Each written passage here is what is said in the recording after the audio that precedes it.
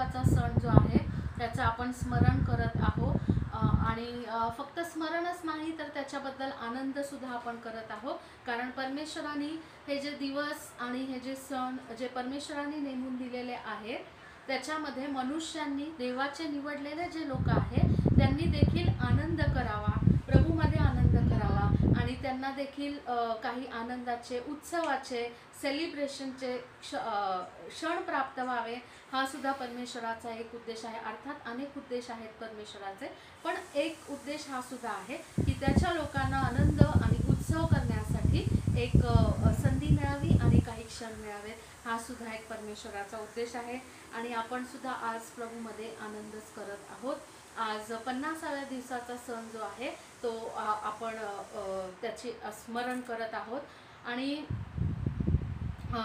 ज्यावेळेस वलांडणाचा सण झाला, वलांडणाच्या सणाच्या दिवशी प्रभू येशू ख्रिस्ताचा मृत्यू झाला होता, आपल्या सर्वांना माहिती आहे।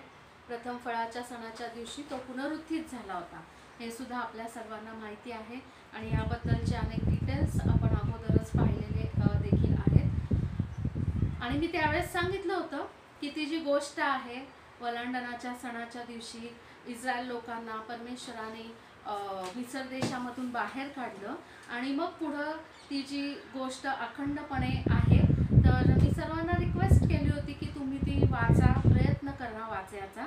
तर मला माहिती नाही किती लोकांनी वाचली असेल नसेल, परंतु आज आपण जुन्या करारातला अनेक ठिकाणामध्ये पवित्र शास्त्रामध्ये डे ऑफ पेंटिकॉस्ट जो आहे 50व्या दिवसाचा जो सण आहे याचा उल्लेख अनेक ठिकाणामध्ये केलेला आहे।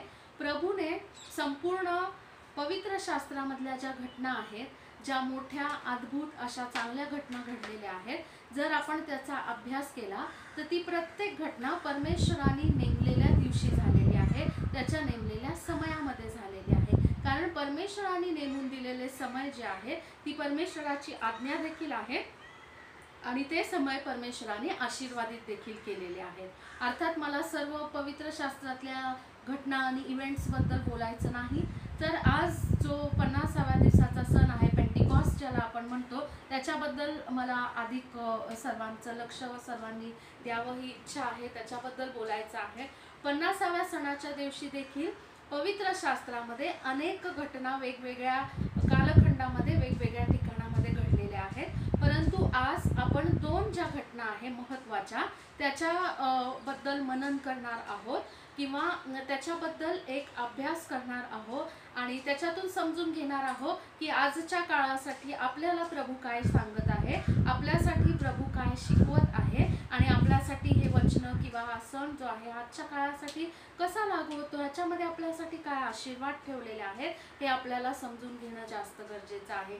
त्या दोन घटना म्हणजे एक जी जुन्या करारामध्ये घडलेली घटना आहे निर्गममध्ये, की ज्यावेळेस 50व्या दिवसाचा सण होता त्यावेळेस काय झालं, जेव्हा वलांडणाच्या सणाच्या दिवशी तर ते निघाले तिथून बाहेर, पण 50व्या दिवसाच्या सणापर्यंत काय घटना घडल्या हे आपण एक जुन्या करारातून पाहणार आहोत। आणि नवीन करारामध्ये प्रेषितांची कृत्ये 2रा अध्याय जर आपण पाहिला, पहिला, दुसरा आणि थोडेसे त्याच्या अगोदरचे पण रेफरन्सेस मी पाहणार आहे। मी ज्यावेळेस वचन सांगेन त्यावेळेसच काढा, आता माझ्याकडे लक्ष द्या, सगळे वचन शोधत बसू नका, आता इकडे लक्ष द्या सर्वांनी, ठीक आहे। आपण फक्त पॉइंट टू पॉइंट रेफरन्सेस वाचणार आहोत, कारण ती पूर्ण जी स्टोरी आहे त्याच्यात पूर्ण खूप अध्याय येतात जुन्या करारामधले, तर आपण सर्व अध्यायाचे अध्याय नाही वाचणार आहे। आपले जे महत्त्वाचे जे पॉइंट्स आपण आज डिस्कस करणार आहे तर आपण फक्त तेवढी वचनच वाचणार आहे कंपेअर करायला। वाटल्यास तुम्ही नंतर संपूर्ण अध्याय वाचा किंवा ज्यांनी अगोदरच वाचले असतील तर त्यांच्यासाठी ठीकच आहे।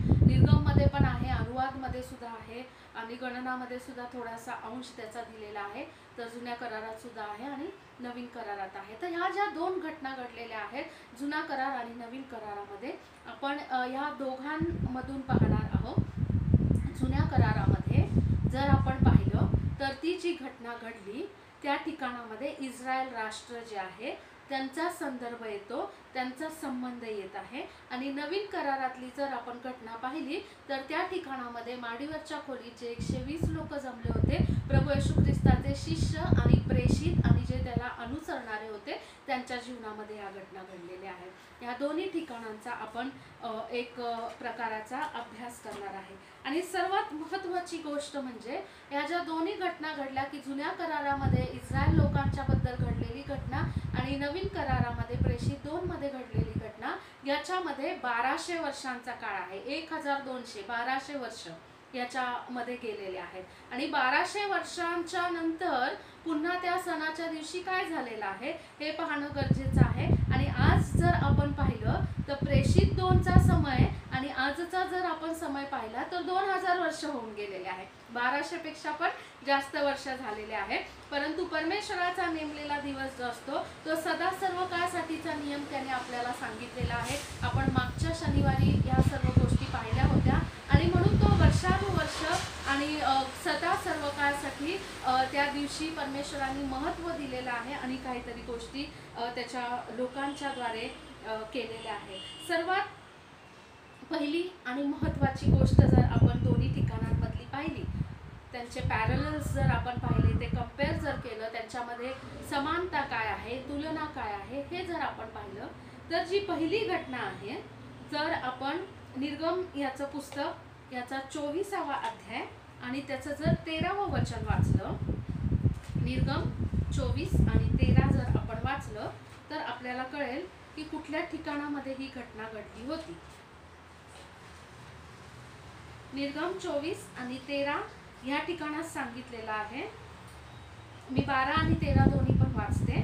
मग परमेश्वर मोशेला म्हणाला, पर्वत चढून माझ्याकडे ये व येथे राहा, मी तुला दगडी पाट्या आणि लोकांच्या शिक्षणाकरता मी लिहिलेले नियम व आज्ञा देतो।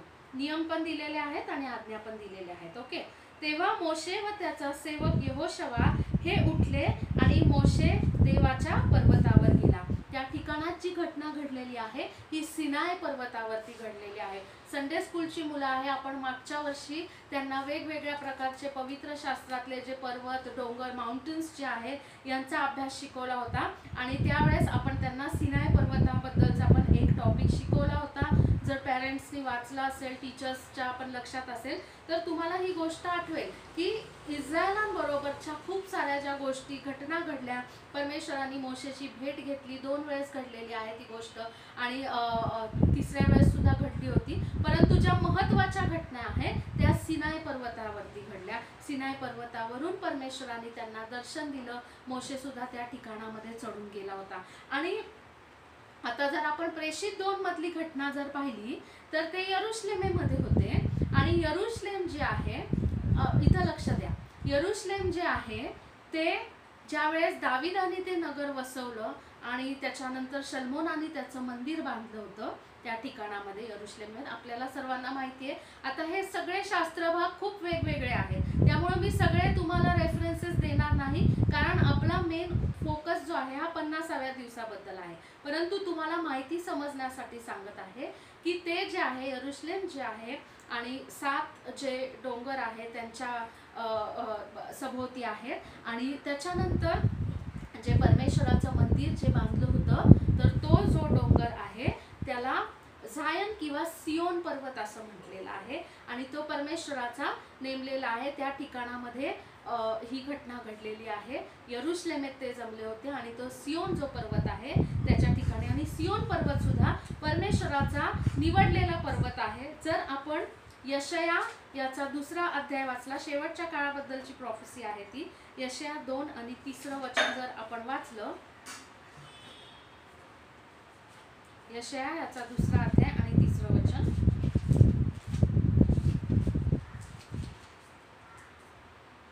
परमेश्वराचे जागतिक शांततेचे जे राज्य, जे शेवटच्या काळामधली गोष्ट आहे त्याच्याबद्दल म्हटलेलं आहे। जागतिक शांततेचं राज्य म्हणजे मिलेनियम, 1000 वर्षाचं राज्य, शापात त्याच्याशी रिलेटेड आहे आणि ते बोलत नाही मी, पण शेवटच्या दिवसात असे होईल की परमेश्वराच्या मंदिराचा डोंगर, परमेश्वराचं जे मंदिर आहे ज्या ठिकाणामध्ये ते लोक आता नवीन करारातले जमले आहे, तो डोंगर पर्वताच्या माथ्यावर स्थापण्यात होईल आणि सर्व डोंगरावरून तो उंच होईल, त्याकडे सर्व राष्ट्रातील लोक लोटतील.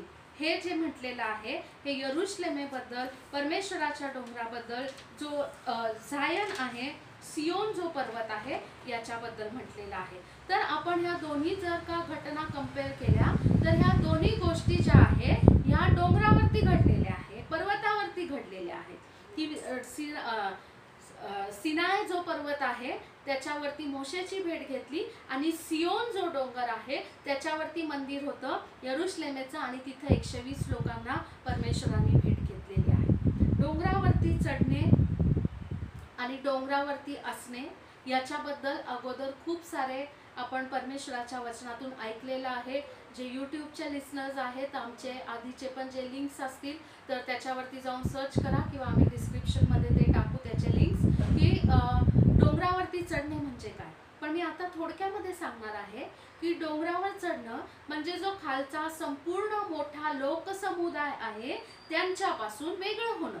संपूर्ण इस्रायल राष्ट्र डोंगराच्या पायथ्याशी होतं, पण त्यांच्यापासून वेगळं होऊन मोशेला वरती परमेश्वराकडे जायचं होतं. येशू ख्रिस्त सुद्धा दररोज रात्री डोंगरावर जाऊन प्रार्थना करत होता, लोकांपासून वेगळा होत होता. त्याचप्रमाणे हे 120 लोक जे आहेत ते सुद्धा लोकांपासून वेगळं होऊन त्या डोंगरावरती, आणि डोंगरावरती पण माडीवरची खोली, वरची खोली म्हणजे काय बरं, पुन्हा खाली जे लोक आहेत त्यांच्यापेक्षा वेगळं जाणं, वरच्या मजल्यावरती जाणं, तोच अर्थ होतो त्याचा. आणि अधिक जवळच्या एकांताच्या ठिकाणी जाणं. आपलं जे घर असतं, आजकाल जे फ्लॅट सिस्टीम आहे तिथं ही पद्धत आपल्याला पाहायला नाही मिळत, परंतु जी जुनी घरं असायचे विशेषतः त्या ठिकाणामध्ये अशा पद्धती आपल्याला खूपदा पाहायला मिळायच्या, की एक खोली असायची, एक घर असायचं आणि मग आतूनच जिना असायचा आणि मग वरची खोली बनवलेली असायची. काही लोक त्याला माळा म्हणायचे, वरची खोली, माडीवरची खोली म्हणायचे. आणि मग घरामध्ये खाली जे सगळे लोक आहेत त्यांच्यापासून पण वेगळं होऊन अधिक आतला जो भाग आहे घरातला, अचानक आलेलं कुठलंही व्यक्ती त्या वरच्या खोलीत नाही जाऊ शकत, ते आधी खालच्याच रूम मध्ये असतात. पण जे घरातले अधिक जवळचे लोक आहेत, ज्यांचं स्वतःचं घर आहे आणि ज्यांचा हक्क अधिकार आहे, ते अधिक एकांत प्राप्त करण्यासाठी किंवा काहीतरी महत्त्वाच्या कारणासाठी त्या घराच्या अधिक गुप्त अशा, अधिक अंतरंगामधल्या ठिकाणामध्ये जातात आणि मग ते त्या जिन्यानी वरच्या माळ्यावरती जात असतात, माडीवरच्या खोलीत जात असतात आणि तिथं त्यांचं काय कार्यभाग असेल ते तो करत असतात. तसंच आहे प्रिया, डोंगरावर जाणे, वरच्या खोलीमध्ये जाणे म्हणजे जो लोकसमुदाय आहे, जे साधारण लोक आहे, जे फक्त बोलावलेले आहेत त्यांच्यापासून निवडलेल्यांनी स्वतःला वेगळं करणं. बोलावलेले पुष्कळ आहेत पण निवडलेले थोडके आहे असं देवाचं वचन सांगतं. परंतु त्याच्याही पुढची गोष्ट आहे की विश्वासू लोक. ज्यावेळेस प्रभू येशू ख्रिस्ताचं डोंगरावरतीच रूपांतर झालं होतं, मोशे एलिया प्रगट झाला होता, त्याचप्रमाणे येशू ख्रिस्ताने याईराच्या कन्येला जिवंत केल्याचा जो चमत्कार आहे, त्याचप्रमाणे गेतसेमनी बागेमध्ये तो पण डोंगर होता, तिथं ती बाग होती, तिथं येशू ख्रिस्त प्रार्थना करत होता. प्रत्येक ठिकाणामध्ये बोलावलेला क्राऊड खूप होता. त्याच्या अगोदरचा जेवणासाठी येणारे 4000 5000 असे क्राऊड होते. त्याच्यामधून निवडलेले थोडके 12 जण होते त्याचे शिष्य. परंतु त्याच्यापेक्षा पण अधिक जवळचे जे डोंगरावरील त्याचे रूपांतर झालं त्या ठिकाणात, आणि मी सांगितलेले जे 2-3 चमत्कार आहेत जिथं अधिक देवाच्या जवळ होते ते होते पेत्र, याकोब आणि योहान. हे 3 जे होते ते अधिक जवळ होते परमेश्वराचे. त्या 12 मध्ये सुद्धा ते विश्वासू होते, निवडलेल्यांच्या पण पेक्षा अधिक वरची पावलं स्टेप होती. तसंच होतं, इस्रायल लोकांना निवडलं, त्याच्यातून लेवी वंश निवडला, त्याच्यातून अहरोन आणि मोशेला निवडलं, तरी पण देव जे बोलत होता ते देव अहरोनाशी नाही, तो मोशेशी बोलायचा नेहमी परमेश्वर. त्याला जळत्या झुडपात सुद्धा ज्यावेळेस परमेश्वराने दर्शन दिलं होतं त्यावेळेस सुद्धा तो डोंगरच होता. ज्यावेळेस सर्व क्राऊड पेक्षा वेगळं होऊन बोलावलेले, निवडलेले ह्यांच्या पुढे जाऊन विश्वासूच्या कॅटेगरीत येऊन परमेश्वराच्या अधिक जवळ जाण्याचा आपण प्रयत्न करतो, लोक समुदायापासून स्वतःला आपण दूर करतो, त्या प्रत्येक वेळेस परमेश्वर आपली भेट घेत असतो त्या प्रत्येक वेळेस पवित्र आत्म्याच्या अग्नीचा आपल्याला बाप्तिस्मा होत असतो, त्या अग्नीचा आपल्याला स्पर्श होत असतो, तो अग्नी आपल्याला ग्रासून टाकत असतो परमेश्वरापासूनचा. म्हणून पवित्र आत्मा मिळणं एक गोष्ट आहे, परंतु पवित्र आत्म्याचं सामर्थ्य प्राप्त करणं ही दुसरी गोष्ट आहे. पवित्र आत्मा जो आहे हा निवडलेल्या थोडक्यांपैकी सर्वांना मिळू शकतो. जितक्यांचं तारण झालं, पाण्याचा बाप्तिस्मा झाला, जितक्यांनी परमेश्वरावरती विश्वास ठेवलेला आहे, जितक्यांनी त्याच्याकडे मागितलं आहे, त्या प्रत्येक व्यक्तीला पवित्र आत्मा मिळालेला आहे. पण तिथं आपल्याला थांबायचं नाही प्रियांनो. आपल्याला त्या पवित्र आत्म्याचं जे सामर्थ्य आहे ते सुद्धा प्राप्त करायचं आहे. त्या पवित्र आत्म्यापासून ख्रिस्ताचा, देवाचा जो स्वभाव आहे तो आपल्याला प्राप्त करायचा आहे, त्याचं सामर्थ्य प्राप्त करायचं आहे, त्याचं पाचारण, त्याची कृपादानं जी आहे ती प्राप्त करायची आहेत. त्याच्यासाठी आपल्याला एकांतात जाणं, परमेश्वराच्या अधिक जवळ जाणं, संपूर्ण क्राऊड आहे, लोकसमुदाय आहे, सर्वांपासून स्वतःला वेगळं करून, आणि हा एक वैयक्तिक अनुभव आहे प्रियांनो. मोशे सुद्धा एकटाच गेला होता त्या ठिकाणामध्ये. आपल्याला एकट्यासाठी निर्णय घ्यायचा आहे. आपण सर्वांनाच घेऊन ज्या ठिकाणात जात असतो ते ठिकाण फक्त डोंगराचा पायथा असतो. ते चांगलं आहे, ते करा काम, त्यामध्ये चुकीचं काही नाहीये, उलट चांगलंच आहे. आपण सर्वांना देवाच्या समक्षतेत घेऊन जातो, पण तुमच्या स्वतःसाठी वेळ नेमा त्या डोंगरावर चढायची, दररोज परमेश्वराची भेट घेण्याची, दररोज त्याच्यापासून त्या अग्नीचा अभिषेक प्राप्त करण्याची, दररोज त्याचं मुखतेज निहाळण्याची, दररोज त्याच्यापासून त्याचा जिवंत शब्द तुमच्याशी तो प्रत्यक्ष बोलेल, ही वेळ त्याच्यासाठी नेमा प्रियांनो. स्वतःला वेगळं करणं गरजेचं आहे. त्यांना त्याच ठिकाणामध्ये पवित्र आत्म्याचं सामर्थ्य प्राप्त झालं. तर दोन्ही घटना या डोंगरावरतीच घडलेल्या आहेत. दुसरा जर आपण मुद्दा पाहिला तर तो सुद्धा खूप महत्त्वाचा आहे की बघा, गोष्ट निर्गमच्या सुरुवातीपासून, इनफॅक्ट जेनेसिस उत्पत्तीच्या शेवटाला पासूनच ही गोष्ट चालू होती की ज्यावेळेस ते मिसर देशात पोहोचले त्यावेळेस सर्वात प्रथम कोण तिथं गेला होता? फक्त योसेफ. योसेफाचा प्रवास सगळा माहितीये तुम्हाला. त्याला खड्ड्यात टाकलं, मिद्यानी टोळीला विकलं, पोटिफरच्या घरी गेला, तुरुंगात गेला, आणि मग तसं करत करत फारोच्या स्वप्नांचा अर्थ सांगितल्यामुळे तो त्या ठिकाणामध्ये एक मुख्य अधिकारी झाला. आणि मग जे याकोब आणि त्याचे बाकीचे जे 11 मुलं होते, आणि हे सगळे कसे ते भेटीला आले, दुष्काळ पडला, परत गेले, सर्वजण आले, आणि मग ते त्या ठिकाणामध्ये स्थायिक झाले. मी संपूर्ण पुन्हा रेफरन्सेस घेतले नाही, कारण त्या खूप अध्याय वेगवेगळे आहेत, आणि सगळे मी एकजस्ट तुम्हाला समजण्यासाठी स्टोरी सांगत आहे. आणि मग ते त्या ठिकाणामध्ये सरतेशेवटी पोहोचले. फक्त त्याचं कुटुंब होतं त्या ठिकाणामध्ये, योसेफाचं म्हणजेच याकोबाचं कुटुंब. परंतु 430 वर्ष ते त्या ठिकाणामध्ये राहिले. 400 वर्ष गुलामगिरी केली त्यांनी, आणि मग ते वाढून तिथं त्यांचा लोकसमुदाय झाला होता. परमेश्वराने तर अब्राहमाला वचन दिलं होतं, तुझ्यापासून एक राष्ट्र निर्माण करेल. परंतु मिस्रामध्ये पोहोचलेलं राष्ट्र नव्हतं प्रियांनो, ते कुटुंब होतं फक्त. पण ज्या वेळेस मिस्रातून त्यांना बाहेर काढलं त्यावेळेस त्यांची लोकसंख्या वाढून ते परमेश्वराच्या दृष्टीने एक राष्ट्र झालं, बरोबर.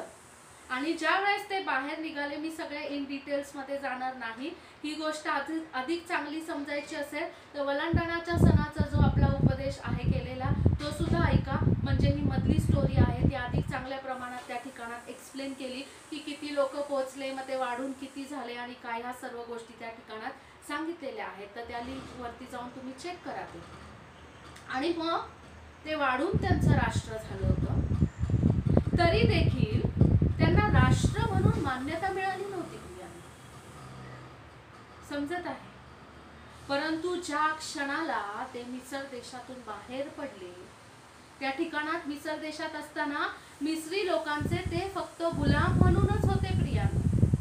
तरी देखील ते देवाचे राष्ट्र म्हणून झाले नव्हते. पण ज्या वेळेस त्या गुलामगिरीतून ते बाहेर पडले, तांबडा समुद्र क्रॉस करून पलीकडे गेले आणि त्यांच्या मागे लागलेलं फारोचं सैन्य ज्यावेळेस सर्व बुडून मेलं, आणि तिथून पुढे जर तुम्ही वाचलं पवित्र शास्त्र तर तुम्हाला सगळ्या गोष्टीकडे मग देवानी बोलायला लागला, माझं निवडलेलं इस्रायल राष्ट्र. याचा अर्थ काय आहे की त्यांना ज्या वेळेस परमेश्वरांनी हे नियम दिले, हे आज्ञा दिले, त्याच वेळेस परमेश्वरांनी त्यांना मान्यता दिली की ते त्यावेळेस इस्रायल राष्ट्र झाले. मिस्रात प्रवेश केलेलं कुटुंब होतं, परंतु ज्या वेळेस ते बाहेर पडले आणि वलांडणाचा सण आणि ह्या वेळेस ते राष्ट्र बनण्याची सुरुवात झाली. परंतु ज्या वेळेस 50व्या सणाच्या दिवशी परमेश्वर मोशेच्या द्वारे त्यांच्याशी बोलला, त्यावेळेस परमेश्वरांनी त्यांचा राष्ट्र म्हणून उल्लेख केलेला आहे. त्या ठिकाणामध्ये 50व्या सणाच्या दिवशी इस्रायल राष्ट्राची निर्मिती झालेली आहे. हालेलुया. आणि प्रेषितांची कृत्ये जर आपण पाहिलं 2रा अध्याय, आणि त्या ठिकाणामध्ये परमेश्वराने त्याचा पवित्र आत्मा उतरून आला अग्नीच्या द्वारे, आणि त्यावेळेस जे प्रेषित होते 120 जण जे जमले होते ते पवित्र आत्म्याच्या सामर्थ्याने भरले गेले आणि ते तिथून पुढे परमेश्वराची सेवा करायला लागले. मग काय झालं बरं? प्रेषितांची कृत्ये 11वा अध्याय, आणि याचं जर आपण 26 वचन वाचलं, प्रेषित 11 आणि 26, की 50व्या दिवशी जो पवित्र आत्मा त्यांना मिळाला त्याच्यामुळे काय घटना घडली बघा. की त्याचा प्रेषितांची कृत्ये 11वा अध्याय आणि 26वं वचन वाचते. त्याचा शोध लागल्यावर त्याने त्याला अंतियोकियास आणले. अँटिओक इथं आले ते. मग असे झाले की त्यांनी तेथे वर्षभर मंडळीमध्ये मिळून मिसळून बऱ्याच लोकांना शिकविले आणि शिष्यांना ख्रिस्ती हे नाव पहिल्याने अंतियोकियात मिळाले. 50व्या दिवसामुळे घडलेली घटना, मंडळीची स्थापना झाली आणि ख्रिस्ती नाव त्यांना मिळालं. देवानी एक राष्ट्र ज्या ठिकाणाचा उल्लेख केला निर्गमच्या पुस्तकामध्ये, 50व्या दिवशी त्यांनी इस्रायल राष्ट्राची निवड केली. पण 1200 वर्षाचा जो पुढे प्रवास झाला आणि 50वा पेंटिकॉस्टचा सण जो प्रेषित 2 मध्ये घडला, तिथं मंडळीची स्थापना झाली, तिथं ख्रिस्ती हे नाव त्यांना मिळालं आणि संपूर्ण देशातले लोक, निरनिराळ्या देशातले, संपूर्ण सृष्टीवरचे सर्व लोकांना परमेश्वराचे लोक होण्याचा अधिकार मिळाला. बघा, परमेश्वराचं जे विजन आहे, त्याची जी योजना आहे, त्याचा कसा विस्तार झाला.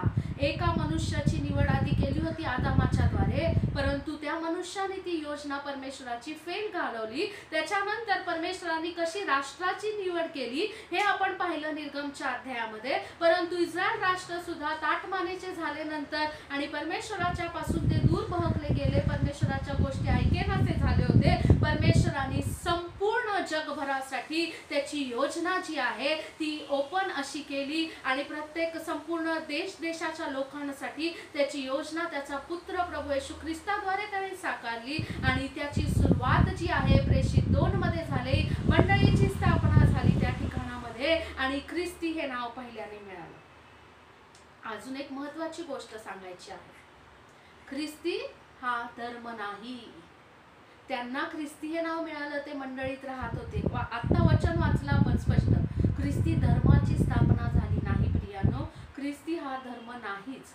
जगाच्या दृष्टीने, सरकारी गोष्टींच्या दृष्टीने आहे ते बरोबर आहे, आपण त्याच्यासाठी ते मान्य करतो. पण जे प्रभू येशू ख्रिस्ताला अनुसरणारे आहे, ख्रिस्ती हे नाव धारण करणारे आहे, त्यांनी ही गोष्ट समजून घेणं गरजेचं आहे की कुठल्या तरी रूढी पिढींच्या द्वारे चालवलेला हा धर्म नाही. हा परमेश्वराबरोबरचा वैयक्तिक आपला अनुभव आहे. त्याच्या मंडळीशी जोडलं जाणं आहे आणि त्याच्या पवित्र आत्म्याच्या द्वारे पवित्र आत्म्याचं सामर्थ्य प्राप्त करून घेणं म्हणजे ख्रिस्ती होणं आहे. प्रभू येशू ख्रिस्ताला ओळखणं म्हणजे ख्रिस्ती आहे. हे ख्रिस्ती जे नाव मिळालं, आता आपण जे वाचलं ते त्याचे शिष्य होते.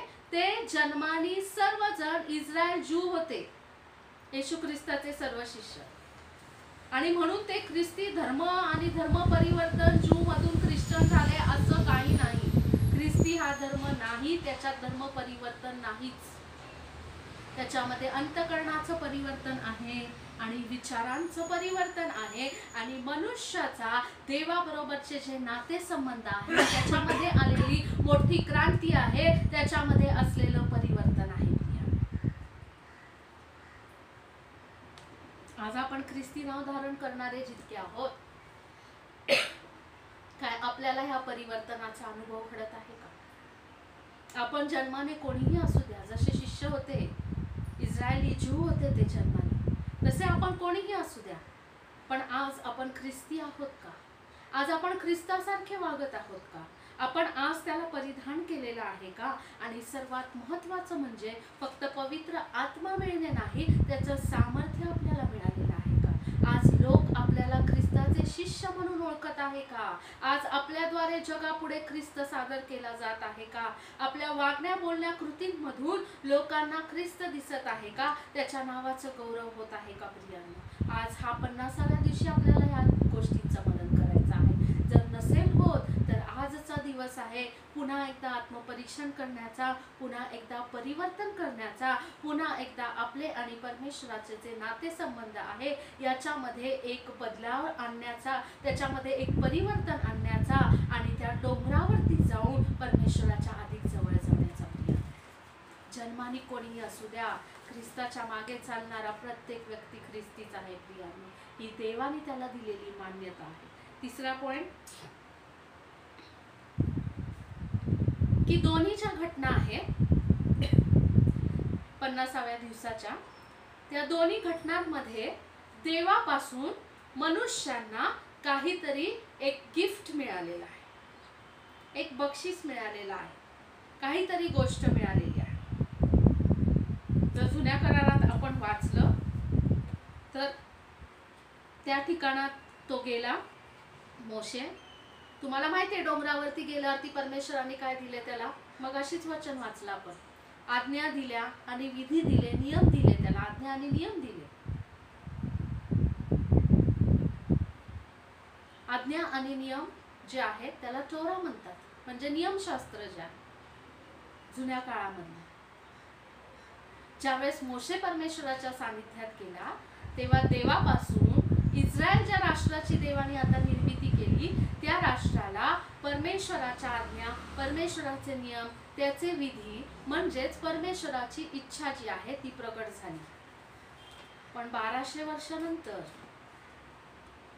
जेव्हा 50वा दिवस होता त्या दिवशी पवित्र आत्म्याचं सामर्थ्य प्राप्त झालं. प्रेषित 1:8 मध्ये त्यांना म्हटलं की तुम्ही थांबून राहा, म्हणजे पवित्र आत्म्याचं सामर्थ्य तुम्हाला प्राप्त होईल. आणि त्यांच्यावरती अग्नीच्या जीवा उतरून आल्या, ते अन्य भाषांमध्ये बोलू लागले आणि त्यांना पवित्र आत्माच डायरेक्ट प्राप्त झाला. त्यावेळेस जे आहे परमेश्वराने मोशेच्या द्वारे इस्रायल लोकांची भेट घेण्याचा प्रयत्न केला. इस्रायल लोकांना परमेश्वराने त्याच्या जवळ येण्यासाठी, त्याच्यासाठी त्यांनी अधिक पवित्र व्हावे याच्यासाठी परमेश्वराने प्रयत्न केला.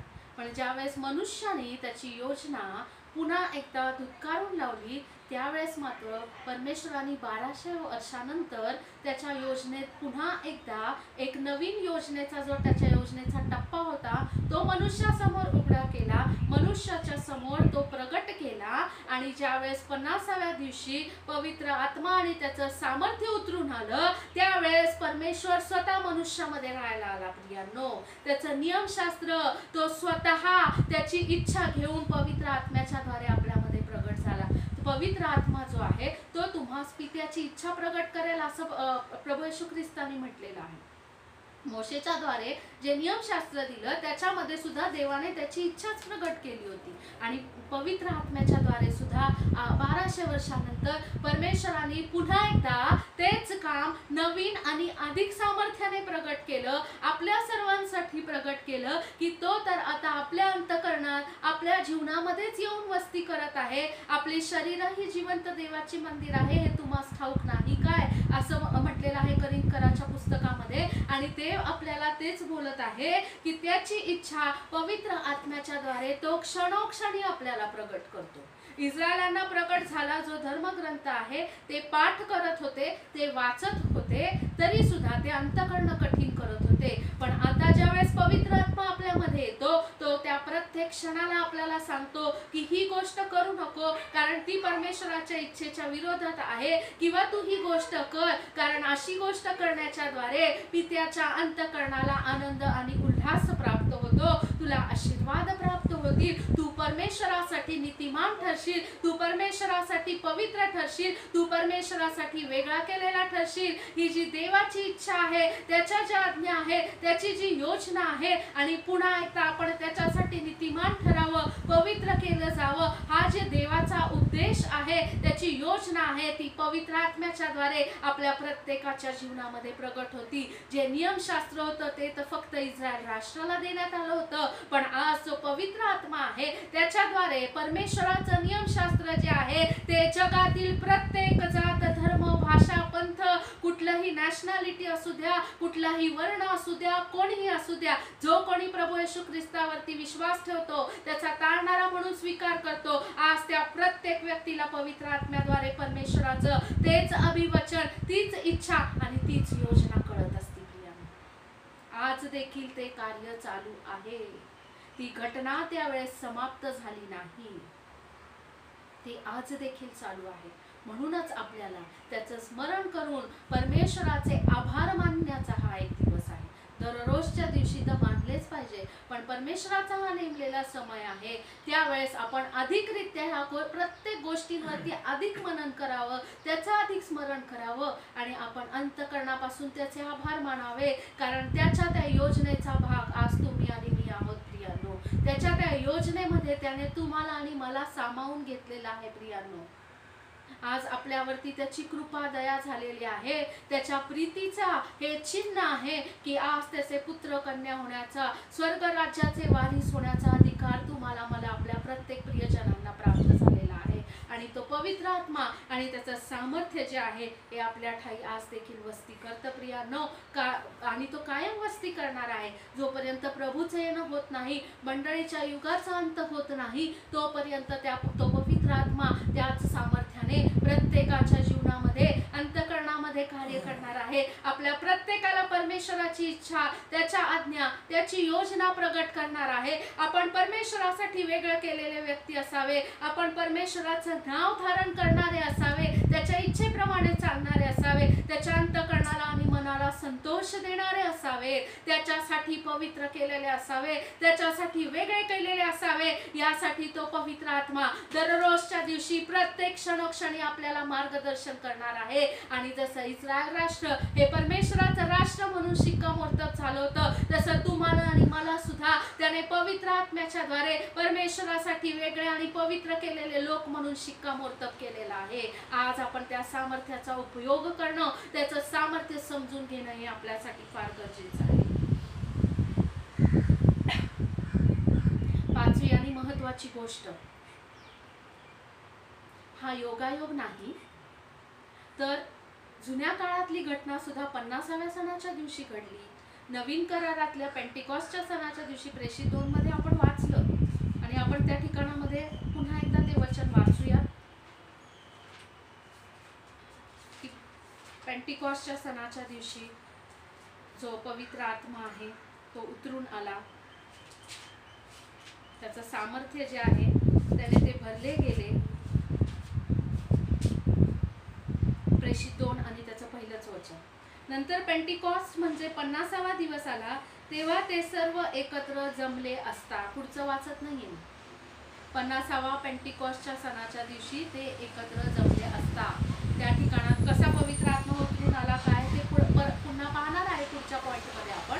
पण त्या ठिकाणात पवित्र आत्मा, ह्या दोन्हीही घटना एकाच दिवशी घडणं हा योगायोग नाही, तर ही परमेश्वराची योजना आहे. कारण हे परमेश्वराचे नेमलेले समय आहे, हा परमेश्वराचा नेमून दिलेला वार आहे, हा परमेश्वराचा नेमून दिलेला सण आहे, हा परमेश्वराचा नेमलेला समय आहे. आणि हे लोक सुद्धा एकचित्त होऊन, जरी ते प्रभू येशू ख्रिस्ताचे शिष्य झाले होते आता, तरी देखील ते 50व्या सणाच्या दिवशी एकचित्त होऊन प्रार्थनेसाठी जमले होते.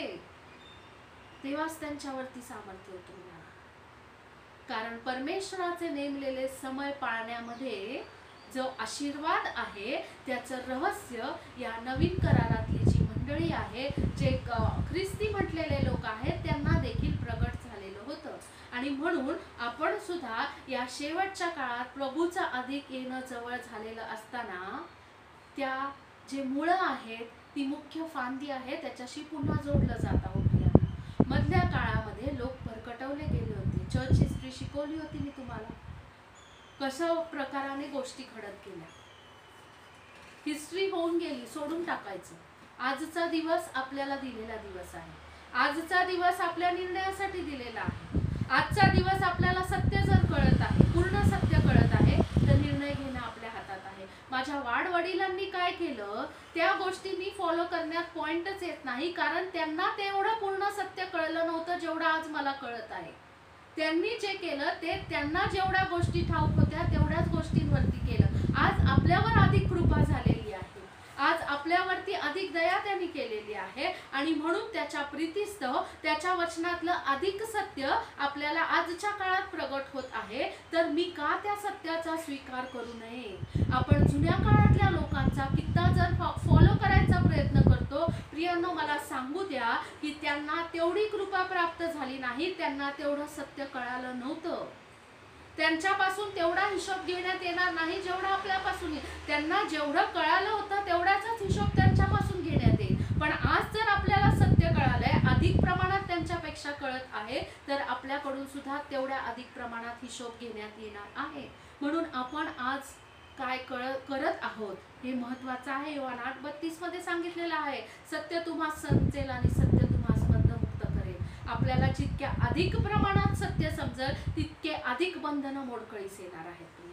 आणि म्हणून परमेश्वराचे जे नेमलेले पवित्र केलेले समय आहेत त्यांचं स्मरण ठेवणं हे आपल्यासाठी फार गरजेचं आहे. कारण त्या सणांचा आणि त्या नेमलेल्या समयाचा ज्यावेळेस आपण अभ्यास करतो ना, त्यावेळेसच आपल्याला कळतं की जुन्या काळात इस्रायल राष्ट्रांना त्यांनी नेमल्यापेक्षा आपल्यासाठी त्यांनी किती मोठी योजना केली. प्रियांनो, त्यांच्यापेक्षा आपल्याला किती जास्त आशीर्वादित केलेलं आहे, त्यांच्यापेक्षा आपल्यावर किती अधिक प्रमाणात कृपा झालेली आहे. त्यांच्यासाठी प्रभू येशू ख्रिस्ताचं एकच जे परिपूर्ण अर्पण आहे ते झालं नव्हतं, पण आज आपल्यासाठी ते झालेलं आहे. आपल्याला ते तेव्हाच कळेल ज्यावेळेस आपल्याला त्याच्यामधलं मर्म समजेल, त्याच्यामधलं पावित्र्य आणि सामर्थ्य कळेल, त्याच्यामधली देवाची योजना आपल्याला समजेल. त्याच वेळेस आपल्याला समजू शकतं की आपण अधिक कृपा पावलेले लोक आहोत आणि आपण परमेश्वराचे त्याच्या जवळ असे घेतलेले लोक आहोत. प्रियांनो, ते मर्म समजून घेणं सुद्धा आपल्यासाठी गरजेचंच आहे.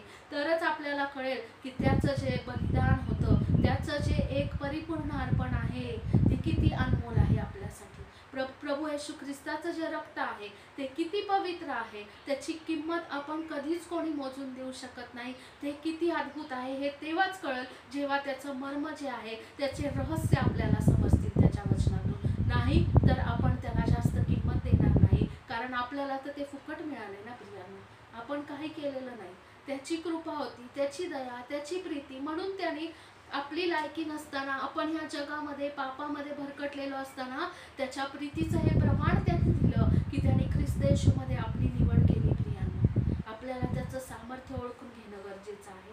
त्याच्यासाठी त्याच्या वचनातून त्याचे रहस्य आणि भेद समजणं गरजेचं आहे. तर आपल्याला कळेल आपण किती अधिक कृपा पावलेले लोक आहोत, आपण त्याच्या किती आवडीचे लोक आहोत, आपण त्याच्या हृदयाच्या किती जवळचे लोक आहोत. प्रियांनो, आणि ज्यावेळेस ही गोष्ट कळते त्यावेळेस मला कळतं की माझ्या जीवनाचा उद्देश काय असावा, मी कशा प्रकारचं जीवन जगावं, माझ्या जीवनातून मी प्रभूला काय दिलं पाहिजे हे आपल्याला तेव्हाच कळेल ज्यावेळेस त्याने आपल्यासाठी काय केलं हे आपण समजून घेऊ शकतो. या दोन्ही घटना एकाच दिवशी घडलेल्या आहेत. हा योगायोग नाही, ही परमेश्वराची योजना आहे. त्याचा नेमलेला समय जो आहे तो आहे. 6वा पॉइंट आपण पाहूया.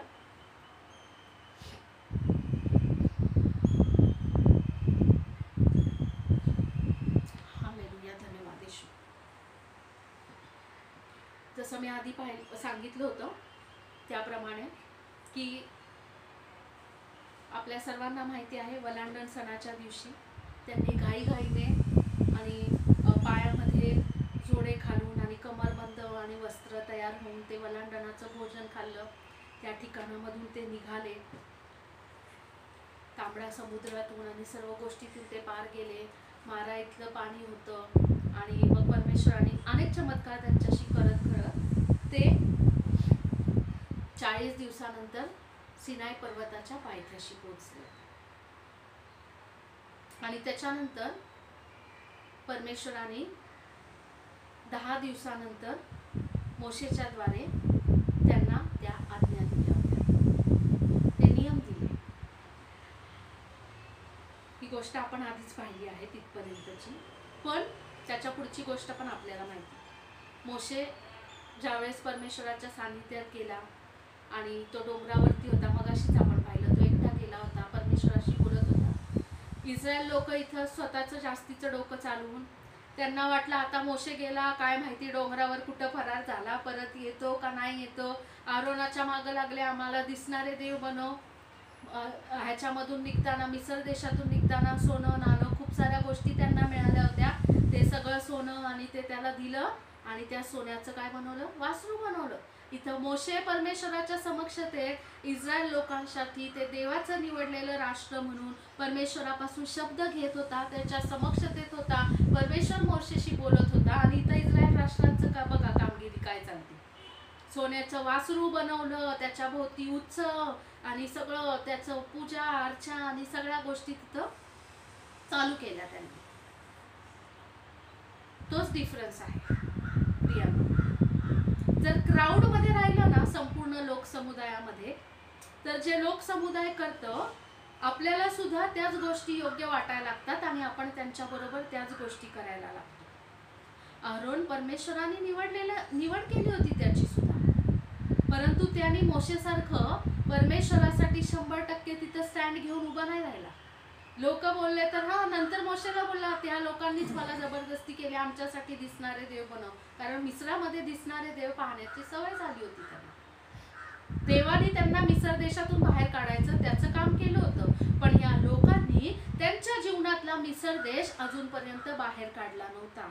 आपलं तारण होतं त्यावेळेस हीच गोष्ट घडत असती. अंधकाराचं, सैतानाचं, पापाचं जे राज्य आहे त्याच्यामधून परमेश्वर त्याच्या कृपेने प्रभू येशू ख्रिस्ताच्या नावात आणि त्याच्या पवित्र रक्ताद्वारे आपल्याला बाहेर काढत असतो. परंतु आपल्यामधून तो पापी स्वभाव आणि त्या सर्व जे दुर्गुण आहे, जे अंधकार आहे, तो काढण्याचं पुढचं काम आपलं असतं. प्रोग्रेसिव्ह साल्वेशन ज्याला आपण म्हणतो, की जे दररोजच्या दिवशी घडणारं आपल्या जीवाचं तारण आहे, हे आपण प्राप्त करणं गरजेचं आहे. ज्या दिवशी आपण त्याचा तारणारा म्हणून स्वीकार करतो त्या दिवशी आपल्या आत्म्याचं तारण होतं. दररोजच्या दिवशी त्याच्या वचनरूपी जलस्नानाने स्वतःला शुद्ध करत स्वतःच्या जीवनामध्ये आपण परिवर्तन, स्वतःच्या विचारांमध्ये आणि स्वतःच्या शब्दांमध्ये, कृतींमध्ये, स्वतःच्या जीवामध्ये जे भावना आहे, इमोशन्स आहे, यांच्यामध्ये जे आपण परिवर्तन दररोजच्या दिवशी त्याच्या वचनाद्वारे आणि पवित्र आत्म्याच्या सामर्थ्याद्वारे करतो, हे आपल्या जीवाचं तारण असतं.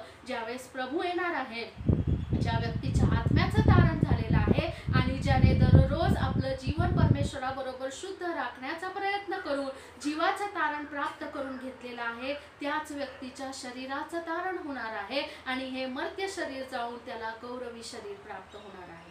म्हणून आपल्या आत्म्याचं तारण तर प्रभूने केलं, आपल्याला त्या मिसरातून काढलेलं आहे, आपल्यामधला मिसर बाहेर काढणं गरजेचं आहे. नाही तर त्याचं निवडलेलं राष्ट्र असून सुद्धा आपण सोन्याच्या वासरूची मूर्ती आणि प्रतिमा करून त्याला नमन करत असतो. मी खरोखरच्या मूर्तींबद्दल बोलत नाही प्रियांनो, त्यांच्यामध्ये तर जीव नाही.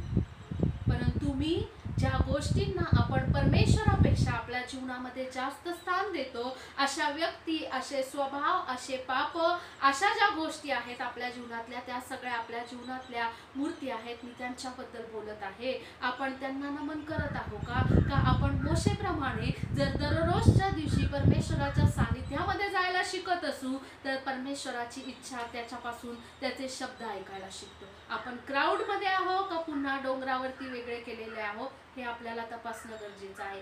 एकाच वेळेस घटना घडत आहे. एक व्यक्ती डोंगरावर जी परमेश्वराच्या सानिध्यात आहे, ती त्याच्या समक्षतेने आच्छादून गेलेली आहे, वेढली गेलेली आहे आणि परमेश्वरापासून शब्द प्राप्त करत आहे. तिथंच जे लोक समुदायामध्ये आहे त्यांचं काय घडत आहे पहा. आणि ज्या वेळेस मोशे खाली आला, हे पण मी पुन्हा तुम्हाला सगळ्या वचनांचे संदर्भ दिले नाही, कारण हे खूप साऱ्या अध्यायांमधून सांगत आहे. मोशे खाली आला आणि मग त्याचा सुद्धा लोकांवरती क्रोध झाला. गोष्टी, इतक्या अद्भुत गोष्टी, परमेश्वराचा प्रत्यक्ष अनुभव घेऊन आला. परमेश्वराने इस्रायल लोकांसाठी त्याच्या इतक्या महान आणि अद्भुत योजना प्रगट केल्या आणि इथं हे लोक काय करत होते. आणि आपल्याला माहिती आहे की मोशेने काय केलं बरं, रागाने त्या पाट्या फोडून टाकल्या ज्या परमेश्वराने त्याच्या हाताने लिहून दिल्या होत्या त्या. आणि त्या जे मूर्ती होती त्याचा सुद्धा त्यांनी सर्व जे आहे ते हुगा केला, एकदम चुरा केला आणि तो पण जाळून टाकला. जर का आपण निर्गम 32चा अध्याय जर पाहिला, तुम्ही नंतर वाचा तो, त्या अध्यायामध्ये ती स्टोरी लिहिलेली आहे. पण मला महत्त्वाचा पॉइंट तिकडचा हा सांगायचा आहे की आपण 27वं वचन वाचू.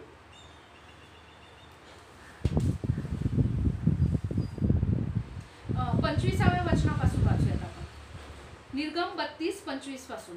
मोशेने पाहिले की हे लोक मोकाट सुटले आहेत. शब्द बघा, कारण अहरोनाने त्यांना मोकाट सोडले म्हणून ते शत्रूंच्या उपहासाला पात्र झाले.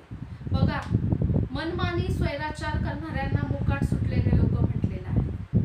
त्यांच्यासाठी फार प्रेमाचे शब्द नाही जाऊ द्या, आता तुम्ही केलं ठीक आहे, इथून पुढे करू नका, तरी देव तुमच्यावर प्रीती करतो. नाही प्रियाने, तो न्यायी परमेश्वर आहे. तो म्हणतो की तुम्ही शत्रूंच्या उपहासाला पात्र झाला आहे. की ज्या परमेश्वराने आपल्याला सोडवलं आहे, जर आपण त्याची प्रीती समजून न घेता स्वैराचाराने मनमानीचं जीवन ज्यावेळेस जगत असतो, त्यावेळेस जो आपला शत्रू आहे सैतान, तो आनंदित होत असतो.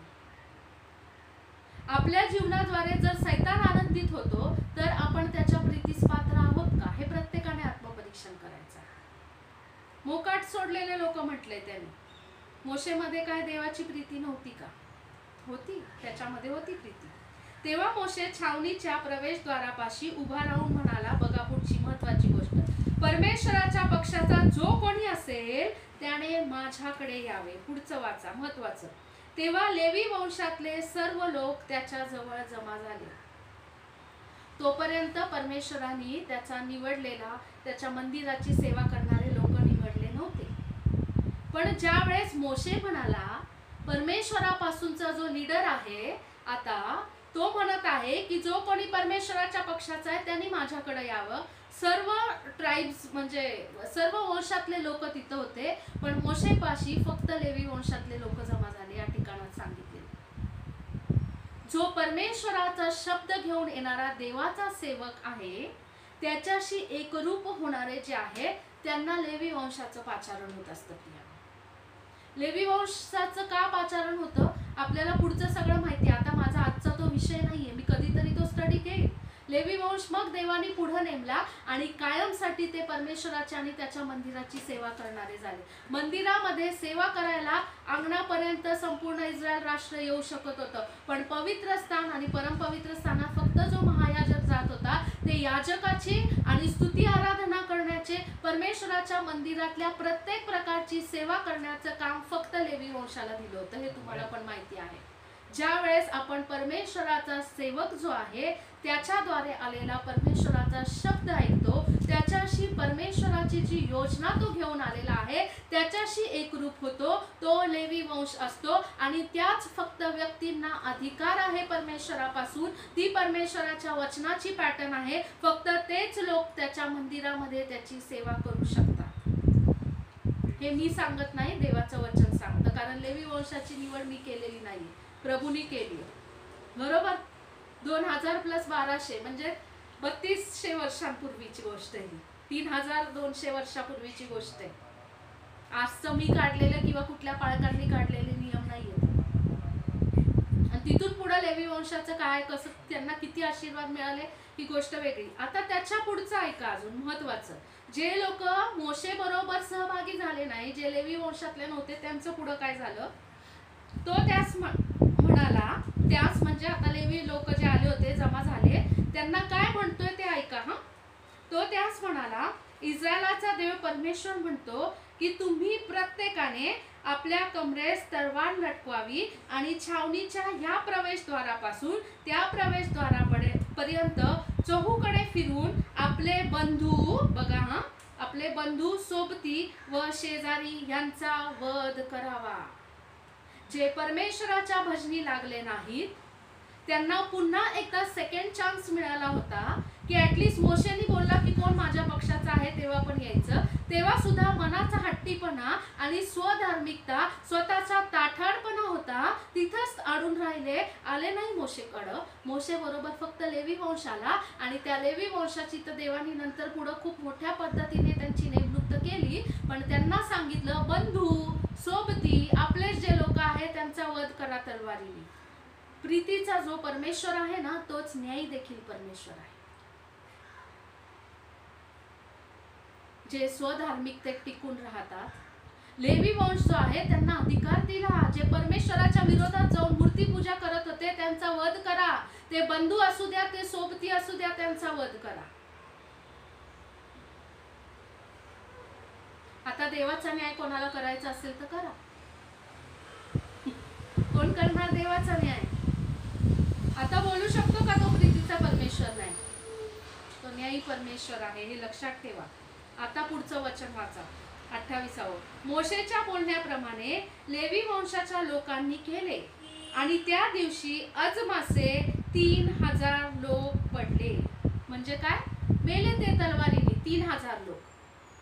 जे परमेश्वराचं 50व्या दिवशी त्याचा शब्द मोशेच्या द्वारे परमेश्वर घेऊन आला आहे त्यांच्याकडे, परंतु ह्या लोकांनी काय केलं की तो स्वीकारला नाही. लेवी लोकांनी फक्त स्वीकारला, त्या सर्वांचा बचाव झाला. पण ज्यांनी स्वीकारला नाही त्यांचं काय झालं की जवळजवळ 3000 लोक मेले. पण तीच गोष्ट सेम घटना घडली 50व्या दिवशी प्रेषित 2 मध्ये.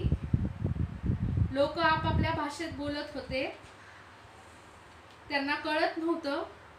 आणि मग जर आपण प्रेषित 2 आणि 14 जर वाचलं, तेव्हा पेत्र 11 प्रेषितांबरोबर उभा राहून मोठ्याने म्हणाला, अहो यहुदी लोकांनो व यरुशलेमेतील रहिवाशांनो, हे लक्षात आणा व माझे बोलणे ऐकून घ्या. आता तो त्या ठिकाणात बोलत आहे. आपण मगाशची घटना पाहिली, त्या ठिकाणात मोशे बोलत होता, या ठिकाणामध्ये पेत्र बोलत आहे. आणि ज्या वेळेस पेत्र बोलला, आता मला संपूर्ण मधले वचन मी नाही वाचत, पण त्या दिवशी काय झालं की प्रेषित 2:41 वाचा. जेव्हा त्यांनी त्याच्या संदेशाचा स्वीकार केला, त्याच्या म्हणजे पेत्र जे बोलत होता त्या पेत्राचा मधले जे वचन आहे ते पेत्राने केलेला पहिला प्रीचिंग आहे, त्याचा संदेश आहे. संदेशाचा स्वीकार केला, त्यांचा बाप्तिस्मा झाला आणि त्या दिवशी त्यांच्या सुमारे 3000 माणसांची भर पडली, ज्यांनी पवित्र आत्म्यापासून आलेला परमेश्वराचा शब्द ऐकला, पेत्राचा शब्द ऐकला. ते 3000 लोक जे आहे ते मंडळीमध्ये देवाचे निवडलेले त्याच्या नावासाठी शिक्कामोर्तब झाले आहेत. बघा, जर जुन्या काळातली गोष्ट पाहिली तर ज्यांनी देवाचा मनुष्य जो मोशे आहे त्याचा शब्द ऐकला नाही, 3000 लोक त्याच दिवशी मेलेले पाहिले. मगाचीच वाचला आता.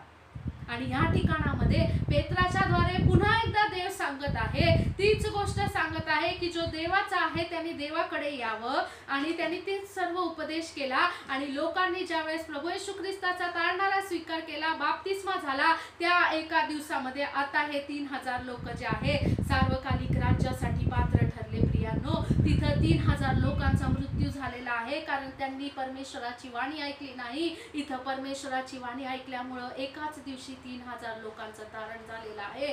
मंडळीमध्ये सार्वकालिक जीवनाचे ते हकदार झालेलं आहे. आज 50व्या सणाच्या दिवशी आपल्या समोर हाच प्रश्न आहे. आपल्याला आत्मपरीक्षणासाठी हाच मुद्दा आहे की तिथे जुन्या काळातली जी घटना घडली, आपण मोशेच्या ऐकणाऱ्या लेवी वंशापैकी आहे का मृत्यू पावलेल्या 3000 लोकांपैकी आहे का नवीन करारामध्ये पेत्राने आवाज दिल्यावरती मंडळीमध्ये भर पडणाऱ्या 3000 लोकांपैकी आहे? आज आपण वैयक्तिकरित्या कुठल्या क्राऊडचे मेंबर आहोत हे प्रत्येकाने आत्मपरीक्षण करायचं आहे. आपण आत्मिकरित्या जी निवड करू आपल्याला तेच परिणाम भोगावे लागतील. अनेक लोकांचा गोड गैरसमज आहे. आज मला तो गैरसमज दूर करायचा आहे की आपण काहीही निवड करू द्या आपल्या मनाने, परंतु आपला देव दयाळू, कृपाळू, प्रीतीचा सागर आणि काय काय आहे आहे, म्हणून आपण काही केलं तरी तो कायम प्रीतीच करत राहणार. आपण कसंही वागलं तरी आपण स्वर्गाच्या राज्यात जाणार. आपण काही केलं तरी नाही, परमेश्वराला माहिती आहे माझ्या काय समस्या आहे आणि माझं सर्व चांगलंच होणार. या गोड गैरसमजामधून बाहेर पडा. जो त्याची वाणी ऐकेल तोच तारला जाईल. जो परमेश्वराच्या नावाने धावा करेल तोच तारला जाईल, हे देवाचं वचन सांगतं.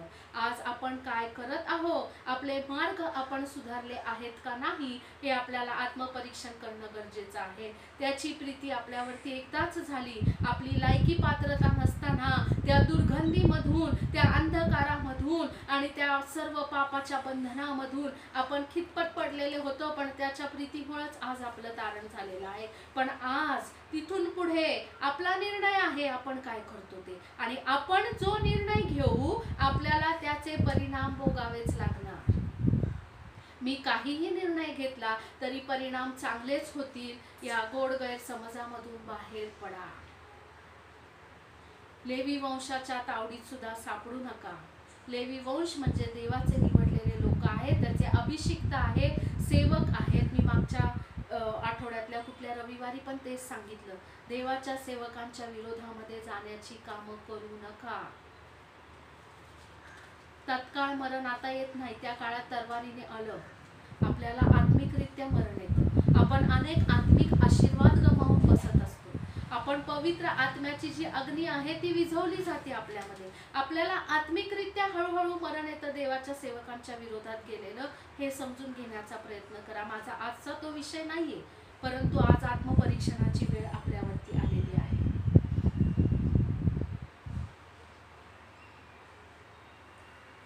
ज्यावेळेस वलांडणाचा सण झाला आणि त्याच्यानंतर 50 दिवसानंतर इस्रायलांशी परमेश्वरांनी करार केला आणि ते त्याचे लोक झाले. या ठिकाणात सुद्धा वलांडणाच्या दिवशी प्रभू येशू ख्रिस्ताचं अर्पण झाल्याच्या नंतर 50 दिवसांनी मंडळीशी परमेश्वरांनी नवा करार केलेला आहे प्रेषित 2 मध्ये. आज त्याच नव्या करारामध्ये आपण वाटचाल करत आहोत. तो करार परमेश्वरांनी इस्रायल लोकांशी पण केला होता जुन्या करारामध्ये, आपण आता वाचलेल्या वचनानुसार, पण ते त्या करारामध्ये बांधलेले राहिले नाही. करार म्हणजे काय असतं माहिती का प्रियांनो? फक्त एका व्यक्तीने केलेलं नाही, 2 पार्टीज असतात. कुठलं पण करार म्हणजे ॲग्रीमेंट असतं. आपण रेंट ॲग्रीमेंट पण करतो, वेगवेगळ्या प्रकारचे ॲग्रीमेंट करतो, सेल डीड करतो, काय आपल्या गोष्टी विकल्या, आपली वाहनं वगैरे. 2 पार्टी असतात, बरोबर? एक देणारा असतो, एक घेणारा असतो, आणि दोघांसाठी पण काही अटी नियम असतात.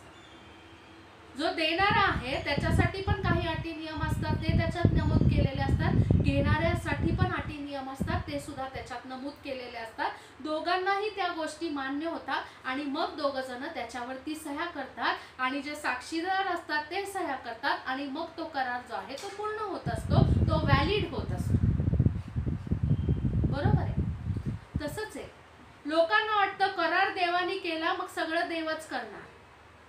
तो देणाऱ्या पार्टीमध्ये आहे प्रभू, आपण घेणाऱ्या पार्टीत आहे. आपल्याला पण काही काय नियम व शर्ते लागू. कुठली पण गोष्ट घेतली ना तर बघा खूप मोठी ॲडव्हर्टाईज असती, असं करा, हे फ्री मिळेल, ते फ्री मिळेल, आणि एक छोटासा स्टार असतो तिकडं आणि खाली लिहिलेलं असतं नियम व अटी लागू. देवाच्या करारात पण सर्व नियम आणि अटी लागू आहेत.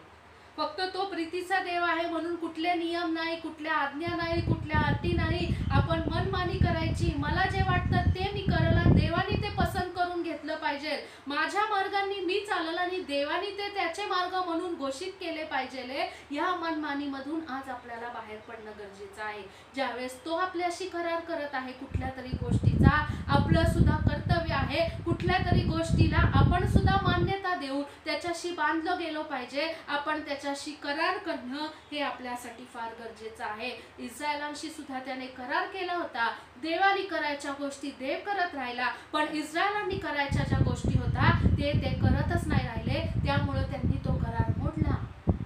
पवित्र आत्म्याद्वारे या ठिकाणामध्ये आपल्या आजच्या लोकांच्यासाठी 2000 वर्षांपूर्वीच प्रभूने पुन्हा एकदा नवीन करार केलाय पवित्र आत्म्याच्या द्वारे. ते त्याचं कार्य आज देखील करत आहे. काय आपण आपल्याला ज्या नियम आणि अटी लावून दिल्या आहेत त्या पाळत आहोत काय? एकाही व्यक्तीने नियम आणि अटीचा भंग केला तर तो करार मोडकळीस येत असतो प्रियांनो, तो टिकत राहत नाही.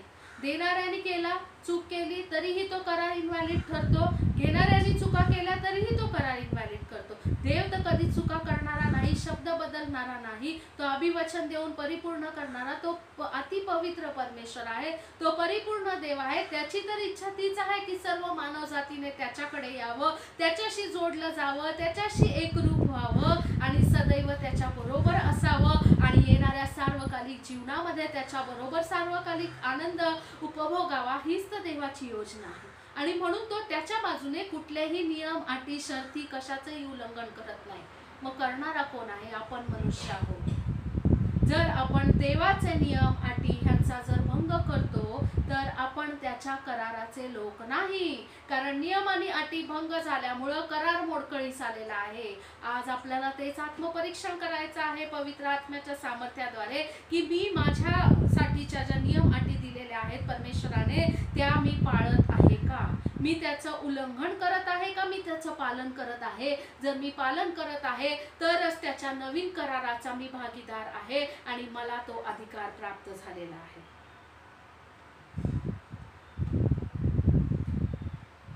आणखी एक गोष्ट प्रेषित 2 मध्ये जर पाहिलं, दुसरं वचन, अकस्मात मोठ्या वाऱ्याच्या सुसाट्यासारखा आकाशातून नाद झाला व ज्या घरात ते बसले होते ते सर्व त्याने भरले आणि वेगवेगळ्या होत असलेल्या अग्नीच्या जीवांसारख्या जीवा त्यांना दिसल्या.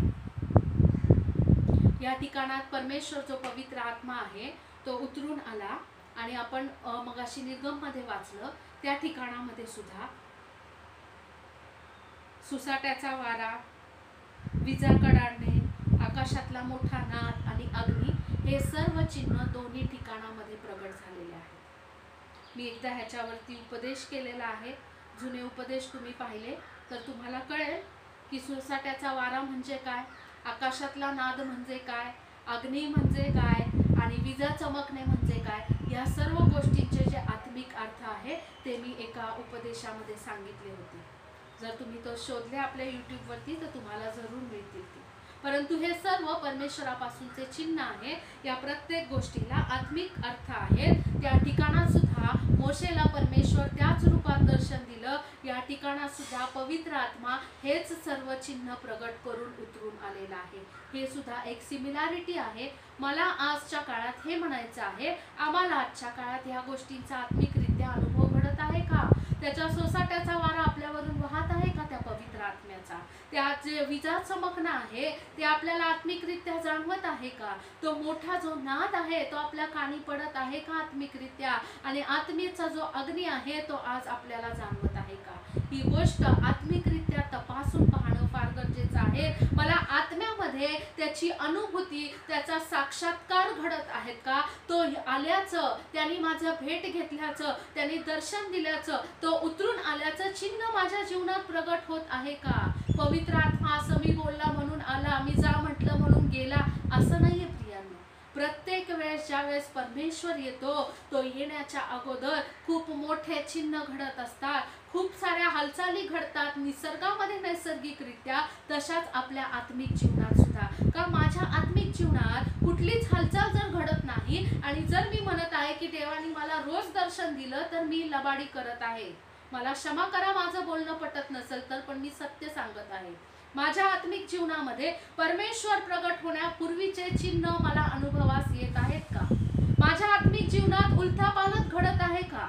त्याच्या अग्नीचा स्पर्श होत आहे का? त्याच्या वाऱ्याची जाणीव होत आहे का? तो नाद परमेश्वराच्या वचनाचा माझ्या कानावर पडत आहे का? जर नाही तर परमेश्वर माझी भेट घेत नाही. हे माझ्या मनाचं स्वतःला समजून सांगणं आहे, ही माझी समजूत आहे. आज त्याच्यामधून बाहेर पडा. आज पवित्र आत्म्याच्या सत्याचा आणि देवाच्या खऱ्या स्पर्शाचा अनुभव घेण्यासाठी स्वतःला त्याच्या हातामध्ये द्या आणि नम्र व्हा त्याच्या पुढे. आपल्याकडे जास्त वेळ नाही म्हणून मी लवकर सगळे पॉइंट्स संपवत आहे. जर आपण वाचलं 4थं वचन, तेव्हा ते सर्वजण पवित्र आत्म्याने परिपूर्ण झाले आणि आत्म्याने जसजशी त्यांना वाचा दिली तसतसे ते निरनिराळ्या भाषांमधून बोलू लागले. जर का आपण निर्गम 19 आणि 18 ते 20 जर वचनं वाचली, मी आता वाचत नाही, आपल्याकडे जास्त वेळ नाही म्हणून नंतर वाचा तुम्ही. त्यावेळेस सुद्धा परमेश्वर या सर्व गोष्टींमधून प्रगट झाला आणि तो मोशेशी बोलू लागला. जुन्या करारामध्ये सुद्धा परमेश्वर बोलला, इथे सुद्धा पवित्र आत्मा बोलत आहे. अन्य भाषा जी आपण बोलतो ती माणसाचे शब्द नाही.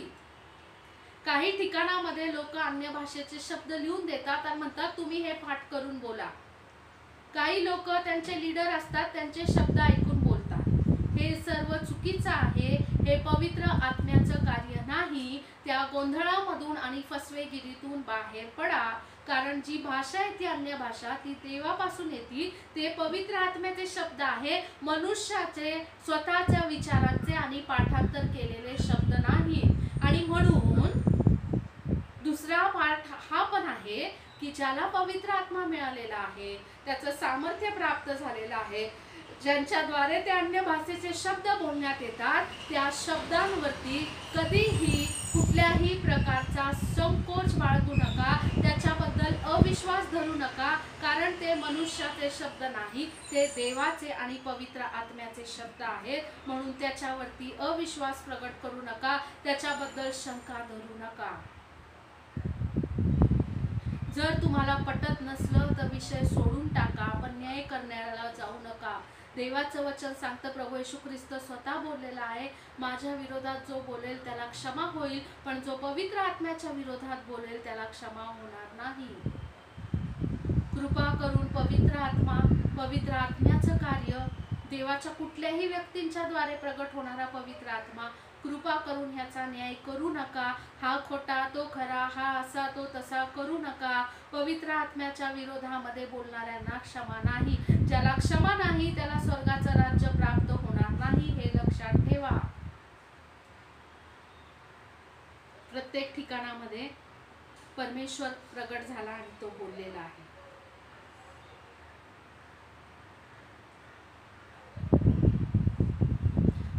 जर पॉइंट पाहिला आपण, मी वचन पण नाही घेते आता कारण आपल्याकडे वेळ नाहीये. मी पुन्हा एकदा हे प्रीचिंगचा काही भाग जो आहे शेवटचा, तो परत एकदा कधीतरी घेणारच आहे, कारण मला अजून इन डिटेल सांगायचं आहे. पण आपल्याकडे वेळ नसल्यामुळे आपण शेवटचे पॉइंट्स लवकर लवकर कव्हर अप करत आहोत. 11वा महत्त्वाचा पॉइंट सांगायचा आहे की तिथं परमेश्वराने त्याच्या बोटाने त्या दगडांवरती आज्ञा लिहिल्या होत्या. पहिल्या ज्या आज्ञा होत्या त्या परमेश्वराने त्याच्या बोटाने त्या पाट्यांवरती लिहिल्या होत्या आणि मग त्यांनी दिल्या होत्या मोशेकडे. माहिती आपल्याला ती गोष्ट, मग अशी वाचलेले वचन. ज्यावेळेस पवित्र आत्मा उतरून आला त्यावेळेस परमेश्वराने त्याच्या ज्या आज्ञा आहेत त्या मनुष्याच्या अंतःकरणावरती लिहिलेल्या आहेत. पवित्र आत्म्याच्या द्वारे जे खडकाळीचं सारखं हृदय होतं ते फोडून त्याने आपल्याला मांसमय हृदय दिलेलं आहे. आधी त्याने दगडावरती, त्या खडकावरती त्याच्या बोटाने त्या आज्ञा लिहिल्या त्याच्या लोकांसाठी आणि त्याच्या सेवकाच्या द्वारे दिल्या. पण ज्या कोणाला आज आपल्याला पवित्र आत्मा मिळालेला आहे त्याच्या आज्ञा, त्याचे नियम त्याने त्याच्या पवित्र बोटाने त्या पवित्र आत्म्याच्या द्वारे आपल्या अंतःकरणावरती लिहिलेले आहेत. पण सगळ्यात महत्त्वाची ही गोष्ट आहे की त्याने फक्त प्रीतीचा संदेश लिहिला नाही, त्याच्या आज्ञा लिहिलेल्या आहेत ज्या आपल्याला पाळायच्या आहेत. त्याचे नियम आणि त्याची इच्छा लिहिलेली आहे ज्याचं आपल्याला पालन करायचं आहे. मी फक्त तुमच्यावरती प्रीती करतो हा संदेश आपल्या अंतःकरणावरती लिहिला नाही, तर आपल्या अंतःकरणावरती त्याने त्याच्या आज्ञा लिहिलेल्या आहेत. ह्या सर्व गोष्टींचे रेफरन्सेस आहे, बायबलचे वचन आहे. परंतु आपल्याला वेळ नाही म्हणून मी शेवटच्या गोष्टी फक्त पॉइंट्स तुम्हाला सांगत आहे. आपण नंतरच्या वेळेस हे सर्व पॉइंट्स वचन वाचून त्याच्यामधून त्याचं स्पष्टीकरण पाहणार आहोत. आणि त्याच्यानंतर 12वा जर का आपण वचन 12वा जर का पॉइंट पाहिला तर तो पण महत्त्वाचा आहे की निर्गम 12 आणि 38 जर का आपण पाहिलं, मी मागच्या वेळेस पण सांगितलं होतं वलांडणाच्या सणाच्या दिवशी आणि हेच वचन आपण घेतलं होतं, परंतु पुन्हा एकदा घेते की मिसर देशामधून बाहेर कोण कोण पडलं होतं. निर्गम 12:38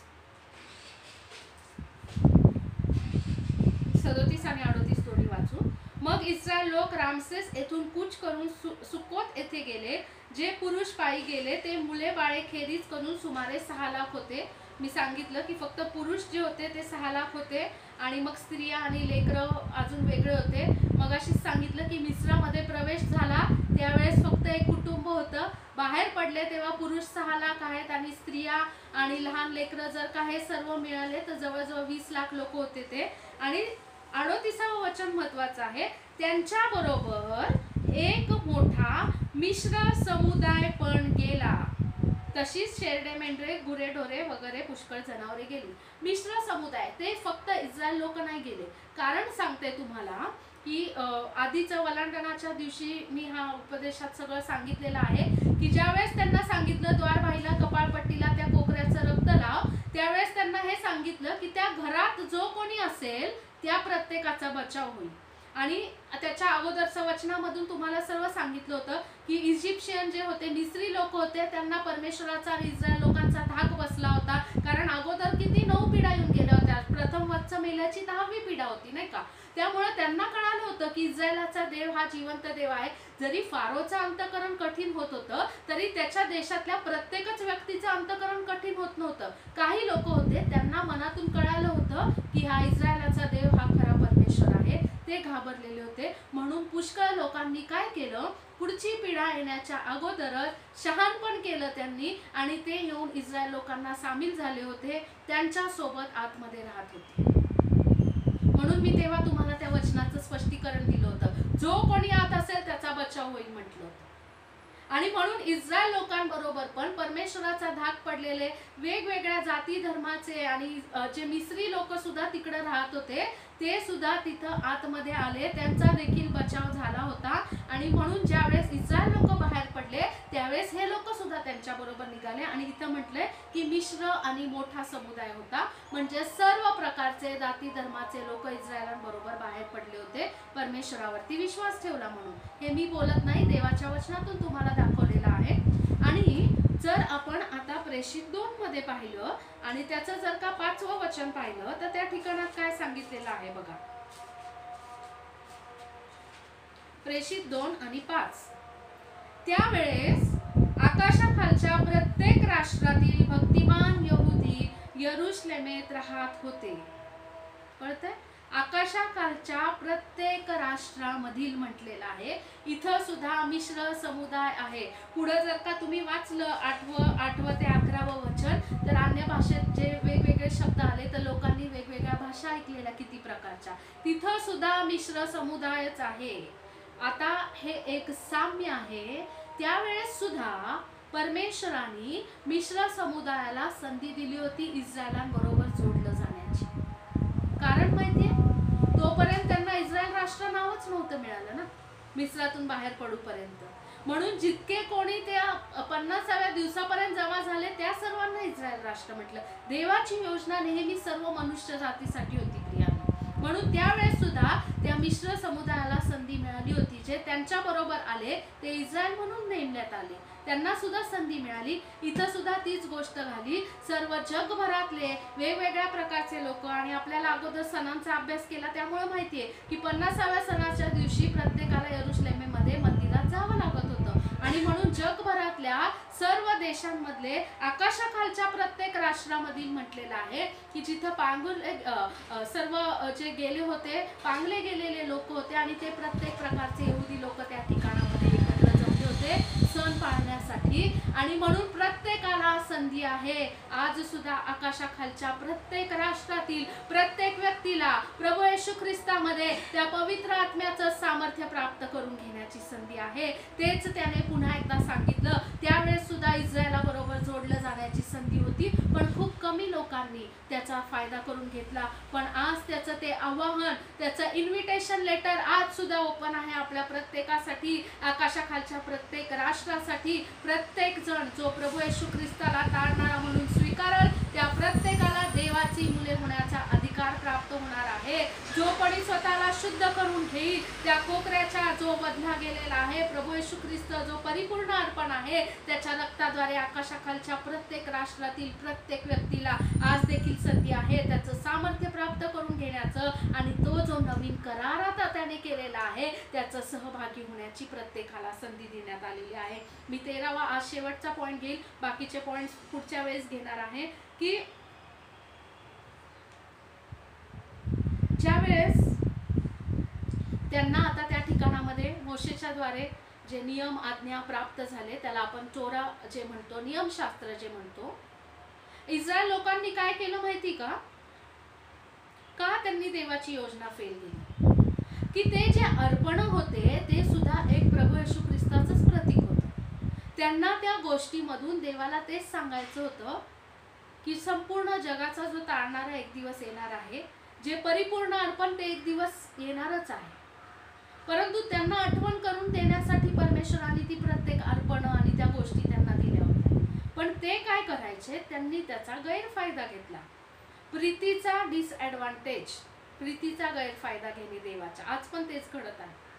ते काय करायचे? त्यांना माहिती आहे की अमकं एक पाप केल्याच्या नंतर अमुक अमुक असं अर्पण दिलं की आपल्याला त्या पापापासून क्षमा मिळते. इस्रायल लोकांनी त्याचा काय अर्थ करून घेतला की पाप करून घ्यायचं, आपल्या मनाचं समाधान करून घ्यायचं आणि मग अर्पण द्यायचं, मग आपल्याला क्षमा झाली. ह्या त्यांच्या मनाच्या दुष्टतेबद्दल परमेश्वराला खेद झाला आणि परमेश्वर त्यांना दरवेळेस पारिपत्य करत होता. आज सुद्धा परिस्थिती बदललेली नाहीये प्रियांनो. आज सुद्धा आपल्याला पापांची क्षमा रक्ताच्या द्वारे आणि अर्पणाच्या द्वारेच मिळते. फक्त फरक हा आहे की आपल्याला रक्त दरवेळेस प्रभू येशू ख्रिस्ताचंच आहे. त्यांच्यासाठी वेगवेगळे प्राणी होते, आपल्याला प्रभू येशू ख्रिस्ताचंच रक्त आहे, तेच अर्पण आहे. त्याच पापांची क्षमा त्याच सेम अर्पणाने होती. पण त्यांना निरनिराळे पशु दरवेळेस कापावे लागत होते. आपल्याला ज्या वेळेस क्षमेसाठी देवासमोर जाऊन उभा राहतो त्या प्रत्येक वेळेस प्रभू येशू ख्रिस्ताचं रक्त आपल्यावर लावण्यात येतं आणि त्या पापांची आपल्याला क्षमा मिळते. आणि आज देखील देवाचे निवडलेले लोक इस्रायलांसारखीच गफलत करत आहे, चूक करत आहे की पाप करून घ्यायचं आणि मग जाऊन क्षमा मागायची. आपण सुद्धा कठीण अंतःकरणाचेच झालेलो आहोत. परंतु त्या कोकऱ्याचं जे रक्त आहे ते अति मौल्यवान आहे प्रियांनो, ते वाया घालवू नका. त्याच्या प्रीतीचा जो गैरफायदा घेतो त्याला न्याय चुकणार नाही.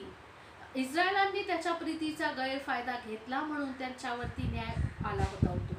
आपल्याला सुद्धा तीच गोष्ट आहे. त्यांनी बाह्यरित्या घेतलं, आज आपल्याला त्या गोष्टी आत्मिकरित्या घ्यायच्या आहे. योहान कृत शुभवर्तमान याचा जर 14वा अध्याय आपण पाहिला आणि त्याचं जर आपण 26वे वचन जर पाहिलं तर त्या ठिकाणामध्ये सांगितलेलं आहे, योहान 14:26 मध्ये, तरी ज्याला पिता माझ्या नावाने पाठवील तो कैवारी म्हणजे पवित्र आत्मा तुम्हाला सर्व काही शिकवेल आणि ज्या गोष्टी मी तुम्हाला सांगितल्या त्या सर्वांची तुम्हास आठवण करून देईल. तेच गोष्ट तो म्हणत आहे प्रभू येशू ख्रिस्त. मी तुम्हाला ज्या गोष्टी सांगितल्या, येशू ख्रिस्तानी काय गोष्टी सांगितल्या? त्यांनी पण नियमशास्त्रच सांगितलं. ज्या गोष्टी देवाने त्याच्या सेवक मोशेच्या द्वारे प्रगट केल्या त्याच प्रभू येशू ख्रिस्तानी सांगितल्या आणि त्याच गोष्टी पवित्र आत्मा आपल्याला सांगेल. त्या म्हणजे देवाच्या आज्ञा, त्याचे जे नियम आहेत आणि त्याची इच्छा जी आहे, आपल्यासाठीची त्याची उत्तम परिपूर्ण ग्रहणीय योजना जी आहे ती आपण समजून घेणं गरजेचं आहे. त्या आणि आपल्या सर्वांसाठी आज उत्तम असा शिक्षक पवित्र आत्मा आहे प्रियांनो. तो आपल्याला शिकवतो की आपण परमेश्वराच्या इच्छेनुसार कसं चालावं, आपल्या जीवनाचं, आपल्या विचारांचं परिवर्तन कसं घडेल आणि आपल्याला परमेश्वराचा जो भेट आहे ती कशी होईल. प्रियांनो, आज 50व्या सणाच्या दिवशी आज देव आपल्याला ह्याच गोष्टी सांगत आहे. आज आपण 13 पॉइंट्स पाहिले आहे, राहिलेले पुढच्या वेळेस पाहणार आहोत. काही राहिलेले जे मधले पॉइंट्स आहेत जे मी थोडक्यात सांगितले होते ते पण मी तुम्हाला चांगल्या रीतीने त्यावेळेस एक्सप्लेन करून अजून सांगणारच आहे. परंतु हे लक्षात घ्या की 50व्या सणाच्या दिवशी आज देवाने आपल्याला ह्या सर्व गोष्टींचं पुन्हा एकदा नव्याने स्मरण करून दिलेलं आहे, जेणेकरून ह्या गोष्टी आपल्या लक्षामध्ये राहतील. आपण परमेश्वरासाठी निवडले जाऊ, आपण त्याच्यासाठी वेगळे केले जाऊ, आपण त्याच्यासाठी पवित्र असे केले जाऊ आणि त्याच्या नावाची मोहर, त्याच्या नावाचा शिक्का हा आपल्यावरती पडेल. आणि त्यासाठी आपण ह्या गोष्टी समजून घेणं हे गरजेचं आहे. प्रभू आपल्या सर्वांना आशीर्वाद देऊ.